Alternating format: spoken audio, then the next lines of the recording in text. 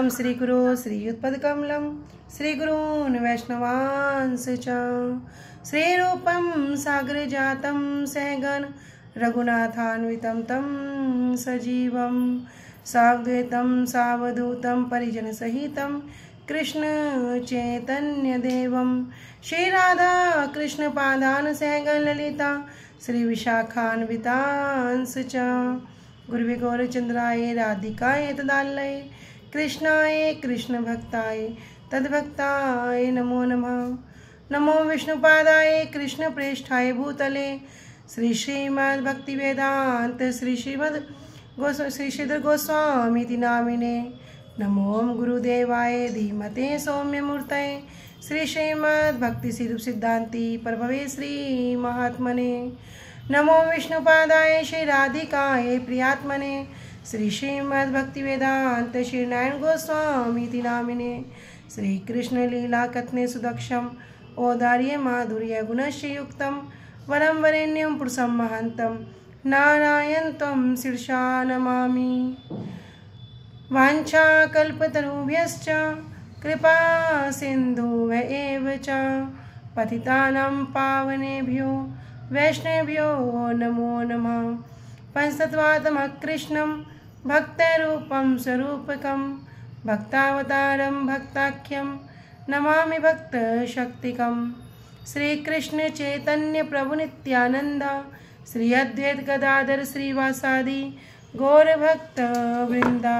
हरे कृष्णा कृष्णा कृष्णा हरे हरे हरे राम राम राम हरे हरे।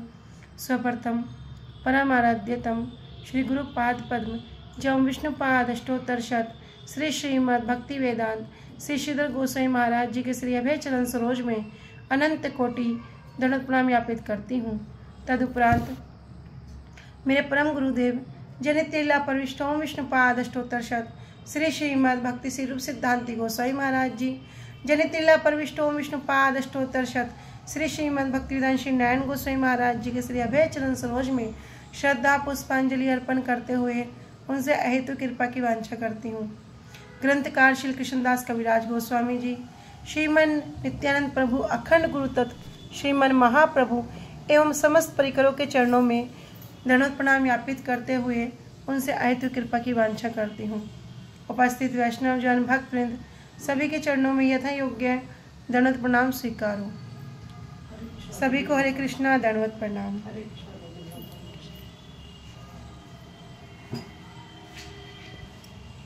श्री गुरुदेव की अहेतु की कृपा से हम जो ग्रंथ कर रहे हैं उसका नाम है श्री श्री चैतन्य चैतामृत।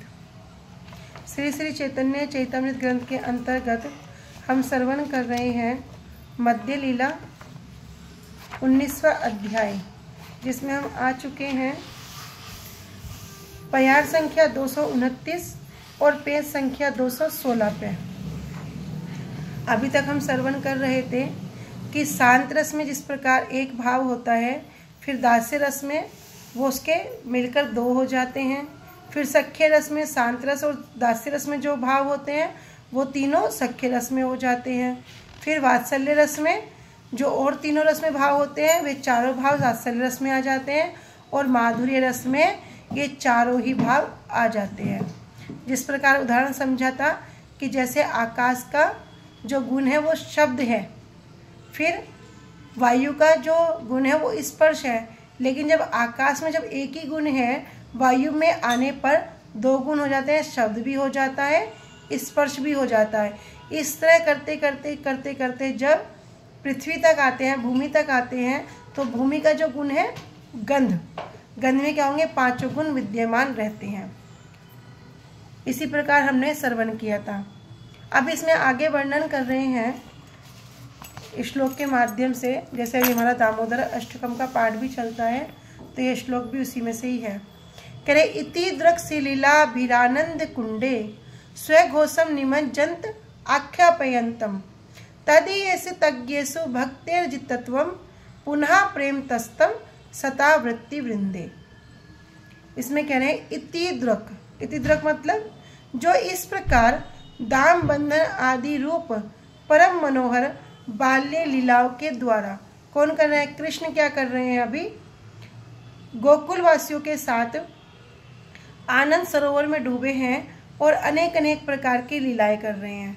कह रहे जो इस प्रकार दाम बंधन लीला है उस परम मनोहर लीलाओं के द्वारा स्वलीला भी मतलब अपनी, स्व मतलब अपनी, लीला भी जो अपनी असाधारण लीलाओं के द्वारा, क्रीड़ाओं के द्वारा स्वघोषम अपने गोकुल में वास करने वाले जितने भी प्राणी समूह हैं, अर्थात अपनी लीला शक्ति से प्रकटित जितने भी प्राणी गण हैं,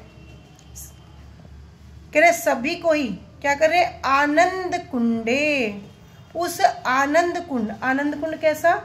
आनंद कुंड के लिए कह रहे हैं कि परम सुख विशेष मन अनुभवता, कि जो परम सुख, जो परम आनंद है उसका जो अनुभव करना है, उस अनुभव को कह रहे परम सुख।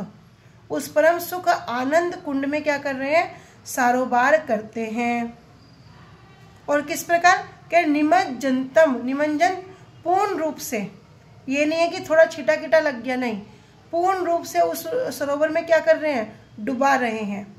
तो उन्हीं लीलाओं के द्वारा तदीयसी तज्ञेसु, तदीयसी तद्वस्तु और तज्ञेसु तद्वस्तु संबंधित वस्तु, कह रहे भगवान के ऐश्वर्य ज्ञान से पूर्ण और भक्तों में अथवा भगवान के अति मृत्य लीलात्मक आदि ज्ञान से पूर्ण भक्तों में जो तद्वस्तु है और तद्वस्तु से संबंधित कह तदीयेषु तज्ञेषु भक्तेर्जितत्वम, भक्त अपनी जो भक्त वत्सलता है, जो भक्त वत्सलता है, आख्यापयंतम, आख्या क्या कर रहे हैं? उसको बताने वाले, आख्यापयंतम के तम मतलब ईश्वर दामोदर को, जो ये भगवान है दामोदर हैं, जो अभी दाम से बंधे हुए हैं, उनके दाम में क्या किया? मैया यशोदा ने रस्सी बांधकर उखल से बांध दिया है। पुनः प्रेमतः, पुनः प्रेम पूर्वक सतावृत्ति सैकड़ों बार अहम, मैं वंदे प्रणाम करता हूँ, नमस्कार करता हूँ। तो यहाँ कौन कह रहे हैं? इस श्लोक को सत्यव्रत मुनि कह रहे हैं कि जो इस प्रकार दाम बंधन आदि रूप बाल्य लीलाओं के द्वारा समस्त गोकुल वासियों को आनंद सरोवर में नित्य काल सारोबार करते रहते हैं, और जो ऐश्वर्य संपूर्ण ज्ञानी भक्तों के निकट क्या करते हैं? मैं अपने ऐश्वर्यहीन प्रेमी भक्तों के द्वारा जीत लिया गया हूँ, ऐसा भाव प्रकाश करते हैं। उन दामोदर श्री कृष्ण की मैं प्रेम पूर्वक बार बार वंदना करता हूँ। श्री राधा दामोदर की जय। यदि इसकी टीका श्रवण करेंगे इस श्लोक की, तो बहुत बड़ी टीका है और वो एक दिन में भी नहीं होगी। तो अभी हम संक्षेप पे इसको श्रवण करते हैं, किसी दिन इसको फिर पूरा श्रवण करेंगे। इसमें कह रहे हैं, हे भगवान, मैं आपकी सैकड़ों सैकड़ों बार प्रेम पूर्वक वंदना करता हूँ, क्योंकि इस प्रकार अपनी लीला के द्वारा आप गोपियों को आनंद कुंड में निमज्जित करते हैं एवं आप भक्तों से पराजित भी हो जाते हैं। ऐसा ऐश्वर्य ज्ञान संपन्न भक्तों को बतलाते हैं। मधुर रसे कृष्ण निष्ठा सेवा अतिशय, सख्यर असंकोच लालन ममता अधिक्य है। कह रहे मधुर रसे, अब मधुर रस की जो पराकाष्ठा है, मधुर रस में क्या होगा? कृष्ण निष्ठा, श्री कृष्ण निष्ठा भी हो जाएगी। सेवा अतिशय, जो दास्य रस का जो भाव है, सेवा करना, वो भाव भी आ जाएगा। सख्यर असंकोच, सख्य रस का भाव क्या है? असंकोच रूप में वर्णन करना, कह रहे वो भी उसमें आ जाएगा। लालन ममता अधिक्य है, और जो वात्सल रस का जो गुण है, लालन पालन का, ममता का, वो भी उसमें होता है। कांत भावे निज अंग दिया करे न सेवन, अतएव मधुर रसेर है पंचगुण। कांत भाव में जब सर्वांग देकर, सब कुछ देकर श्री कृष्ण की सेवा होती है, इसलिए मधुर रस है पंचगुण। इसलिए 5 के 5 गुण मधुर रस के अंदर विद्यमान होते हैं। क्योंकि जब कांत भाव हो जाता है, स्वामी भाव हो जाता है, तब क्या होगा, संपूर्ण मतलब सब कुछ देकर, सर्वांग देकर भगवान की सेवा होती है। जैसे वात्सल्य रस में भी एक लिमिट है कि कहाँ तक अंग को दे सकते हैं, लेकिन जब कांत भाव आएगा उसमें क्या है, सर्वांग देकर सेवा की जाती है। फिर आगे बता रहे उदाहरण के माध्यम से, आकाश आदि गुण जेन पर भूते, एक दुई तीन चारी कर्मे पंच पृथ्वी ते। जिस प्रकार हमने आकाश का उदाहरण श्रवण किया था कि आकाश के अंदर क्या गुण है, शब्द गुण है। तो आकाश आदि के गुण जैसे अगले अगले भूतों में होते हैं, आकाश, वायु, अग्नि, जल और फिर जो पृथ्वी, तो ये जो अगले अगले भूतों में होते हैं, वैसे 1 2 3 4 के क्रम से बढ़ते हुए पृथ्वी के अंदर 5 गुण विद्यमान रहते हैं। कह रहे इसी प्रकार ए मते मधुर भाव सब भाव समाहार, अतएव आस्वादिक्य करे चमत्कार। तो कह रहे इसी प्रकार मधुर रस में भी समस्त प्रकार के रसों के भाव विद्यमान रहते हैं, इसलिए मधुर रस में आस्वादन की अधिकता चमत्कार उत्पन्न करती है। एई भक्ति रसेर करिलांग दिग्दर्शन, इहार विस्तारे मने करिहा भावन। एई भक्ति रसे कलियांग, महाप्रभु अब क्या कर रहे हैं, इसको पूरा निष्कर्ष निकाल रहे हैं। निष्कर्ष निकालते हुए कह रहे हैं, एई भक्ति रसेर, इस प्रकार मैंने तुम्हें क्या किया, भक्ति रस, जो भक्ति रस है उसका दिग्दर्शन कराया है।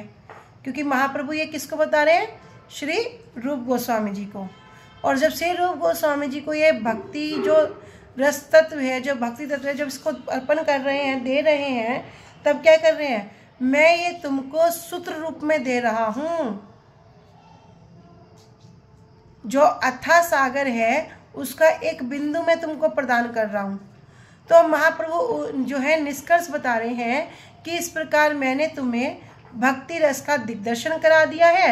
इहार विस्तारे मने करिहा भावन, इसे विस्तृत रूप से जानने के लिए तुम इस पर क्या करना, मनन करना। अब ये मनन करना पड़ेगा। अब महाप्रभु स्वयं जो कृष्ण है वे क्या कह रहे हैं, रूप गोस्वामी जी को अभी सूत्र रूप में दे दिया और कह रहे हैं मनन करना। तो मनन से तात्पर्य क्या है, मनन से तात्पर्य ये है कि जब भी हम कोई कार्य करते हैं तो मन दे के करते हैं। जैसे हम उदाहरण के तौर पे सुनते हैं कि बच्चों को कहते हैं ना, पढ़ ले पढ़ ले पढ़ ले, और हाँ पढ़ तो रहा हूँ, लेकिन क्या करेगा, थोड़ी देर मोबाइल चलाएगा। हाँ पढ़ तो रहा हूँ पर थोड़ी देर टीवी देखेगा। तो क्या वो उसका वास्तव में रूप में पढ़ना हुआ, क्योंकि उसने वो कार्य मन देकर नहीं किया। जब हम श्रीमद् भागवतम के अंतर्गत गोकर्ण और धुंधकारी का जो उपाख्यान है उसको श्रवण करते हैं, तो वहाँ पर जब गोकर्ण जी श्रीमद् भागवतम कथा करते हैं तो लाखों लाखों लोग कथा में आते हैं। उस समय धुंधकारी भी कथा में है, किसमें, एक बांस में, क्योंकि हवा है, हवा के रूप में विराजमान हो गया, लेकिन वो कथा सुन रहा है। क्यों सुन रहा है, पूरा मन देकर सुन रहा है। अब जब विमान आया तो गोकर्ण जी तो क्या कहते हैं, कहते हैं भैया सबने कथा सुनी, सबके लिए विमान आना चाहिए। लेकिन विष्णुदूत कहते हैं कि सबने मन देकर कथा को नहीं सुना। तो इस बात का तात्पर्य क्या हुआ, मन दे के कौन सुनेगा। अभी हम सुन तो रहे हैं पर मन किस प्रकार देंगे। धुंधकारी ने कैसे मन दे के सुन लिया, परीक्षित महाराज जी ने कैसे मन दे के सुन लिया, क्योंकि धुंधकारी को पता था, धुंधकारी उस दुख से पूरा व्याकुल था, आकुल व्याकुल था। धुंधकारी को पता था कि मेरे अगर पार उतरने का, मेरे कल्याण का एकमात्र उपाय अगर कोई है तो ये श्रीमद् भागवत कथा है। अगर ये कथा मैंने अच्छे से सुन ली तभी मेरा कल्याण होना निश्चित है। परीक्षित महाराज को पता था कि 7 दिन में मेरी मृत्यु हो जाएगी। अभी मेरे पास कोई भी सार वस्तु नहीं है। कोई कह रहा यज्ञ करो, कोई कह रहा हवन करो, कोई कह रहा जप करो, कोई कह रहा ये करो, ऐसा उपाय से मेरा कोई कल्याण नहीं होगा। किंतु जब श्री सुखदेव गोस्वामी जी उनकी व्यथा को देखते हैं, उनको कहते हैं बस बैठ जाओ, क्या करो बैठ के, बस कथा श्रवण करो। परीक्षित महाराज जी क्या किया, 7 दिन तक मन दे के कथा को श्रवण किया। पूरा कथा को श्रवण किया, उन्हें फिर कोई भूख प्यास किसी तरह का कोई संकट ही नहीं आया, कोई बाधा ही उत्पन्न नहीं हुई। स्वयं सुखदेव गोस्वामी जी कहते हैं कि जाओ परीक्षित, कुछ जलपान कर आओ। परीक्षित महाराज कहते हैं प्रभु आप जो कथा रूपी अमृत मुझे पान करा रहे हैं, इसके सामने मुझे कुछ भी पान करने की आवश्यकता ही नहीं रही। तो यहाँ पे श्री रूप गोस्वामी जी को महाप्रभु भी क्या कह रहे हैं, सुत रूप में दे दिया। जिस प्रकार मंत्र, किसी को दीक्षा मंत्र, किसी को गुरु मंत्र मिल जाते हैं, अभी हमें मंत्र तो मिल गए, हम सोचते हैं इसका अर्थ क्या होगा, ये क्या होगा, इसका मतलब क्या होगा। यद्यपि बहुत विस्तार रूप में गुरुवर्ग तो वर्णन कर देते हैं, तब भी हमारा चित्त क्या है, बड़ा व्याकुल रहता है, ये भी मिल जाए वो भी मिल जाए। तो थोड़ा तो मनन करना पड़ेगा ना। मनन करते करते करते करते क्या होंगे, गुरुवर्ग वैष्णव जन भगवान स्वयं कृपा करते हैं। तो मनन करने से जो अभी सुत रूप में श्री रूप गोस्वामी जी को ये भक्ति रस की एक बिंदु दी है, उस अथाह समुद्र में से एक बिंदु दिया है, उसी का क्या होगा, अब मनन करेंगे तो कितना विस्तार कर दिया। रूप गोस्वामी पाद जी ने कितने ग्रंथों को वर्णन कर दिया। श्री गुरुदेव कहते हैं कि यद्यपि महाप्रभु ने उनको वो रस की अथाह सागर की एक बूंद दी है, लेकिन वो एक बूंद हम जैसे चीटा चीटियों के लिए बहुत है। यदि हम उस एक बूंद को मुझसे सक्षम कर लें ग्रहण करने में, उसमें सक्षम हो जाएं, तब भी क्या होगा, हमारा कल्याण हो जाएगा। तो यहाँ पर महाप्रभु कह रहे हैं मनन करना, और मनन करते करते श्री कृष्ण तुम्हारे हृदय में स्फुरित हो जाएंगे।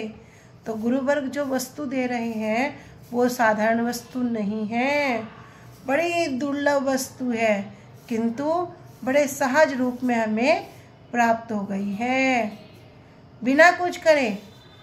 यहाँ तक कि हमें तो गुरुवर्गों के पास नहीं जाना, गुरुवर्ग स्वयं चलकर हमारे पास आ गए बस, और हमारा हरि नाम दे दिया, गोपाल मंत्र दे दिया, दीक्षा मंत्र दे दी, और यहाँ तक कि उस भजन के मार्ग पर अग्रसर करने के लिए इतना सुंदर संग भी प्रदान कर दिया।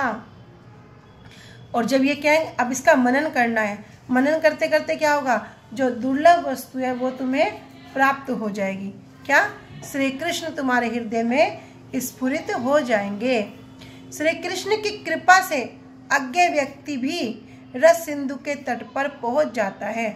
कोई कहे भैया मुझे तो कुछ नहीं पता, मैं तो कुछ नहीं जानता, पूजा पाठ अर्चन विधि में कुछ भी नहीं जानता, कोई अज्ञ व्यक्ति भी हो, तो वो भी क्या होगा, भगवान की कृपा से, वैष्णव की कृपा से वो भी इस रस सिंधु, रस का जो सागर है, इसके तट पर वो भी पहुंच जाता है। तो वो भी इसके रस सागर के तट पर पहुंच जाता है। अमृत प्रभा भाष्य में श्री भक्ति विनोद ठाकुर जी कह रहे हैं, फिर 5 रस के विषय में अभी भक्ति विनोद ठाकुर जी वर्णन कर रहे हैं। कह रहे शांत की कृष्ण निष्ठा, शांत रस में क्या होगा, कृष्ण के प्रति निष्ठा। दास्य रस में अतिशय सेवा, ये मेरे प्रभु हैं, मैं इनका दास हूँ। दास्य रस में अतिशय सेवा। सख्य भाव में असंकोच सेवा, किसी प्रकार का भाव नहीं, क्या भाव है, ये मेरे सखा हैं, कोई संकोच नहीं है। फिर वात्सल्य रस का ममता आधिक्य लालन, कि ये तो मेरा पुत्र है, मैं नहीं खिलाऊंगी तो कैसे खाएगा, इसको भूख लगेगी, तो वो पालन करने की जो गुण है। इन सब भावों में और कांता भाव, अब कांता भाव क्या है, गत निज आंग दान रूप सेवा, कि अपना सर्वांग देखकर प्रभु की सेवा करना। दृढ़ रूप से संयुक्त होने पर 5 गुणों से युक्त मधुर रस होता है। तो ये 5 गुण मधुर रस के अंदर विद्यमान हो जाते हैं। उसमें सभी भाव का ही संग्रह है, इसलिए आस्वादन का आधिक्य होने के कारण इसमें अत्यंत चमत्कारिता लक्षित होती है। संक्षेप में कहे गए इस भक्ति रस का सूत्र ही विचार पूर्वक भक्ति रसामृत सिंधु रूप शास्त्र को उदित कराएगा। एत बलि प्रभु तारे केला आलिंगन, वाराणसी चली बाले प्रभु हैल मन। एत बलि, इतना कहकर प्रभु तारे कैला आलिंगन, महाप्रभु ने क्या किया, श्री रूप गोस्वामी पाद जी को प्रणाम किया। और वाराणसी चली बारे प्रभु हैल मन। अब महाप्रभु का मन क्या हो गया, वहां से वाराणसी जाने का इच्छा हो गया कि अब मैं वाराणसी जाऊंगा। प्रभाते उठिया जबे करिला गमन, तबे तार पदे रूप करे निवेदन। प्रभाते उठिया, जब महाप्रभु प्रभात में उठकर जब एक करिला गमन, जब वहां से प्रस्थान करने के लिए चलने के लिए तैयार हुए, तबे तार पदे रूप करे निवेदन, तभी श्री रूप गोस्वामी पाद जी महाप्रभु के चरणों में निवेदन करते हैं। क्या? आज्ञा है आसी मुई श्री चरण संगे, सहित न पारी मुई विरह तरंगे। महाप्रभु से अभी आज्ञा मांग रहे हैं। क्या आज्ञा मांग रहे हैं? आज्ञा है आसी मुई, कि आप मुझे आज्ञा दें कि मैं आपके श्री चरण संगे, आपके चरणों के साथ में चल सकूं। सहित न पारी मुई, क्योंकि मैं आपका जो ये विरह है, इस विरह रूपी तरंग को मैं सहन नहीं कर पाऊंगा, नहीं कर सकता। इतना कहकर महाप्रभु ने श्री रूप जी का आलिंगन किया। महाप्रभु अब वाराणसी जाने का निश्चय कर लिया और अगले दिन प्रातःकाल उठकर जब महाप्रभु जाने लगे, तब श्री रूप गोस्वामी जी ने महाप्रभु के चरण कमलों में निवेदन किया, यदि आपकी आज्ञा हो तो मैं भी आपके साथ चलूं। मैं आपके विरह की तरंग को सहन नहीं कर सकता। प्रभु कहे तो मार कर्तव्य आमार वचन, निकटे असियस तुम्ही जाए वृंदावन। अब कह रहे, क्या कह रहे महाप्रभु? महाप्रभु कह रहे तुम्हार कर्तव्य है। आपका क्या कर्तव्य है? आमार वचन, मेरे वचन को पालन करना ही आपका कर्तव्य है। निकटे आसियास तुम्ही, अभी कहाँ हो? तुम तो वृंदावन के निकट ही आ गए हो। और तुम्ही जाए वृंदावन, अब आप क्या करो? आप वृंदावन जाओ। वृंदावन है ते तुम्ही गौड़ देश दिया, हमारे मिली बनिला चलते आसिया। कह रहे वृंदावन जाकर क्या करना? वृंदावन है ते तुम्ही, वृंदावन से होते हुए तुम कहाँ आना? गौड़देश आना। गौड़देश कहते हैं बंगाल को। कह रहे बंगाल होते हुए फिर क्या करना? नीला चलते आसिया, फिर आप नीलाचल में आकर मुझसे मिलना। तारे आलंगिया प्रभु नौकाते चढ़िला, मूर्छित हयते हो ताहा ही पड़िला। इधर श्री रूप गोस्वामी जी को महाप्रभु आलिंगन करते हैं और प्रभु नौकाते चढ़िया, महाप्रभु नौका पर चले जाते हैं। लेकिन महाप्रभु के जो रूप गोस्वामी जी की जो महाप्रभु का विरह है, उसी विरह अवस्था में क्या हो गया? मूर्छित हयते हो ताहा ही पड़िला।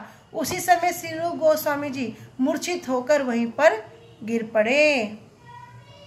दक्षिणात्य विप्र तारे घरे लैया गेला, तबे दुई भाई वृंदावने रे चलीला। जो दक्षिण भारतीय विप्र, जो दक्षिण का जो विप्र थे, जिनके घर पे महाप्रभु थे, कह रहे तारे घैया लैया गेला। तब वो विप्र क्या करते हैं? श्री रूप गोस्वामी पाद जी को अपने घर ले जाते हैं। तबे दुई भाई वृंदावनेर चलीला, तब वहाँ से दोनों भाई श्री रूप गोस्वामी पाद जी और श्री वल्लभ जी, अनुपम मलिक जी, क्या वृंदावन की ओर चल दिए। महाप्रभु चली चली आइला वाराणसी, चंद्रशेखर मिलिला ग्रामेर बहिरे आसी। इधर आई महाप्रभु वाराणसी की ओर जा रहे हैं, किंतु चंद्रशेखर जी पहले ही गांव के बाहर महाप्रभु से मिलने के लिए आ गए। तो महाप्रभु से मिलने के लिए कैसे आ गए? आई महाप्रभु ने तो कोई समाचार नहीं दिया, किसी दूत को नहीं भेजा, क्योंकि श्री चंद्रशेखर जी को रात में ही स्वप्न हो गया। रात्रे ते हो स्वप्न देखे प्रभु आइला घरे, प्रातः काले आसी रहे ग्रामेर बाहिरे। अब चंद्रशेखर जी ने रात में स्वप्न देखा कि महाप्रभु क्या आ रहे हैं? महाप्रभु घर आ रहे हैं। और प्रातः काले सुबह ही महाप्रभु गांव से चंद्रशेखर जी गांव के बाहर चले गए। आचंबिते प्रभु देखी चरणे पड़िला, आनंदित हैया निज ग्रह लैया गेला। लेकिन इधर चंद्रशेखर जी क्योंकि स्वप्न दिखा था और स्वप्न को देखने के कारण अभी वहां पर उपस्थित हो गए, तो महाप्रभु को देखते ही आश्चर्यचकित हो गए और उनके चरणों में गिर पड़े। आनंदित हैया, बड़े आनंदित हो रहे हैं, अभी महाप्रभु को अपने घर ले आए। महाप्रभु चलते चलते वाराणसी आ पहुंचे। श्री चंद्रशेखर जी नगर से बाहर आकर उनसे मिले।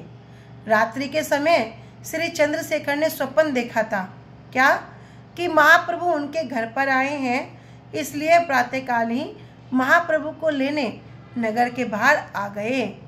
अचानक महाप्रभु को देखकर श्री चंद्रशेखर जी उनके चरण कमलों में गिर पड़े और आनंदित होकर उन्हें अपने घर पर ले आए।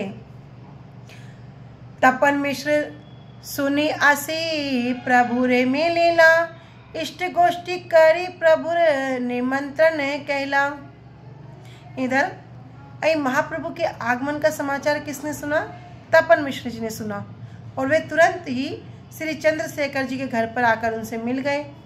इष्टि गोष्ठी करे, इष्टि गोष्ठी आपस में अपने आराध्य वस्तु को लेकर इष्टि गोष्ठी करना, वार्तालाप करना।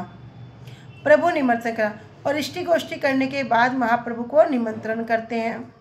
निज घरे लैया प्रभु रे भिक्षा कराइल, भट्टाचार्य चंद्रशेखर निमंत्रण कैल। करे निज घरे, अभी श्री तपन मिश्र जी महाप्रभु को निमंत्रण करते हैं कि आप क्या करो, महाप्रभु को भोजन कराते हैं और श्री बलभद्र भट्टाचार्य जी को श्री चंद्रशेखर जी ने भोजन का निमंत्रण दिया। भिक्षा कराइए मिश्र कहे प्रभु पाए धरी, एक भिक्षा मांगी मोरे देह कृपा करी। अभी महाप्रभु को भोजन कराने के पश्चात तपन मिश्र जी क्या कहते हैं? अभी महाप्रभु से एक निवेदन करते हैं। क्या निवेदन करते हैं? देखो निवेदन भी कितना सुंदर। हम क्या निवेदन करेंगे? गुरुजी हमारा मकान हो जाए, हमारा ये कार्य हो जाए, हमारे पुत्र हो जाए। अपने स्वार्थ के लिए ही निवेदन करेंगे। मठ मंदिर जाएंगे, अभी अपने स्वसुख की इच्छाएं इतनी प्रबल हैं, उसी के लिए हम चेष्टा करेंगे। किंतु जब शिक्षा ग्रहण करनी हो तो इन विचारों को अपने हृदय में, अपने आचरण में प्रतिष्ठित करना पड़ेगा, अपने आप को इनमें प्रतिष्ठित होना पड़ेगा। कह रहे भिक्षा कराइया मिश्र करे प्रभु पाए धरी। महाप्रभु के चरणों को पकड़कर अभी तपन मिश्र जी क्या कर रहे हैं? प्रार्थना कर रहे हैं। क्या? एक भिक्षा मांगी मोरे दे कृपा करें। प्रभु मैं भी आपसे एक भिक्षा चाहता हूँ, आप कृपा करके मुझे वो दे दीजिए। कह रहे क्या? यावत तो मार है काशीपुरे स्थिति, मोर घर बिना भिक्षा न करी बाकती। कह रहे महाप्रभु को भोजन में कि आप ना क्या करना, आपसे एक भिक्षा मांग रहा हूँ। यावत तोमार है काशीपुर स्थिति, कि जब तक आप यहाँ पर काशी में रहेंगे, मोर घर बिना भिक्षा ना करी बेकती, मेरे घर को छोड़कर आप अन्य कहीं भी भोजन ग्रहण नहीं करेंगे।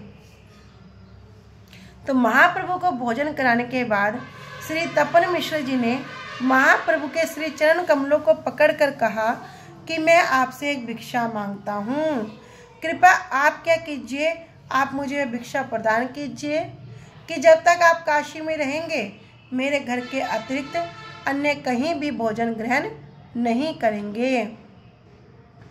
प्रभु जाने न दिन 5-7 से रहीब, सन्यासी रे संगे भिक्षा कहाँ न करीब। काशी के विषय में हमने पहले ही श्रवण किया था कि काशी किस प्रकार है, पूरा मायावादियों का एक स्थान है। वहाँ पर बड़ा ही दुर्लभ है भगवान के नाम को श्रवण करना, कृष्ण के नाम को श्रवण करना। तो महाप्रभु तो जानते हैं कि मैं यहाँ पर 5-7 दिन ही रहूँगा और सन्यासी संगे, जो मायावादी सन्यासी हैं उनके साथ तो मैं भिक्षा ग्रहण नहीं करूँगा। एत जानी तार भिक्षा कैला अंगीकार, वासा निष्ठा कैला चंद्र शेखर रे घर।